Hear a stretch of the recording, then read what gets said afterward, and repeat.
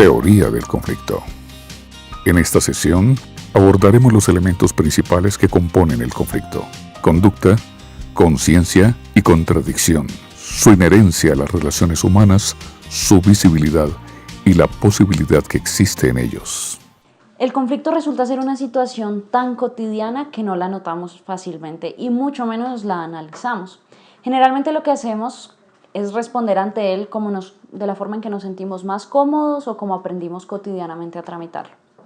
Sin embargo, el conflicto es una situación más compleja de lo que parece y es importante tener en cuenta al menos 4 de los aspectos claves para analizarlo. Inicialmente, Johan Galtung, el experto matemático noruego en violencia, conflicto y paz, propone las 3 Cs del conflicto para poder ir entendiéndolo. La primera C es la contradicción, que prácticamente es la raíz del conflicto, la razón por la cual empezó una situación conflictiva, los intereses opuestos que tienen las partes involucradas. Estas generalmente pueden ser por bienes materiales, pero también pueden ser por bienes morales o simbólicos. Situaciones en las que se pone en juego la honra de la persona o situaciones en las cuales hay un valor que se le ha otorgado a un determinado acto, a un determinado momento o a un objeto que implica mucho más que esa situación específica. Por otro lado está la segunda C, que es la conducta, la que es más visible para nosotros. Puede ser el acto agresivo, puede ser la discusión, la pelea, pero también puede ser algunas conductas menos visibles como el huir del conflicto, esconderse del conflicto, o también escenarios muy positivos en los cuales se negocia y se llega a una situación en la cual las dos partes satisfacen sus intereses y están contentas con el resultado. La tercera C es la conciencia. Esta es fundamental para que exista un conflicto. Es común que nosotros nos percibamos a nosotros mismos dentro del conflicto como perdedores, como ganadores, como de pronto los más sensibles, los más dispuestos a negociar, y esto influye mucho en cómo se desarrolla el conflicto. Pero también esto implica cómo vemos a la otra parte, si la vemos débil, si sentimos que la otra parte se siente muy fortalecida o por el contrario que no le importa nada, también puede conducir hacia el conflicto. Y finalmente la manera en que percibimos el propio conflicto conlleva el trámite que le damos. Si para nosotros es algo mucho menor, que no requiere la importancia suficiente, o si por el contrario es algo que nos afecta bastante en nuestra vida cotidiana, pues influirá en la manera en que también tratemos de gestionarlo y en la manera en que la magnitud que le demos al conflicto. Sin embargo, sin conducta, sin conciencia, no hay conflicto.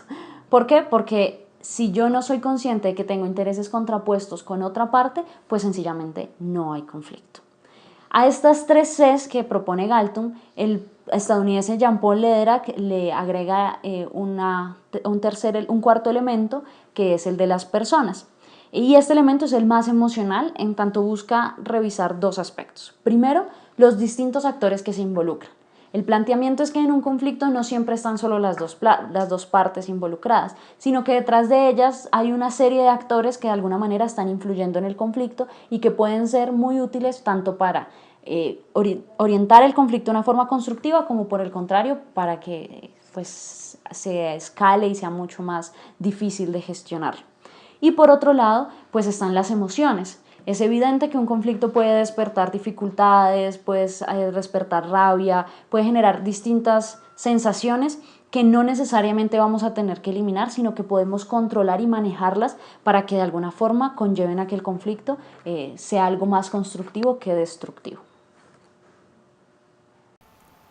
Así hemos desarrollado una serie de conceptos principales sobre el conflicto que nos permiten comprenderlo de mejor manera.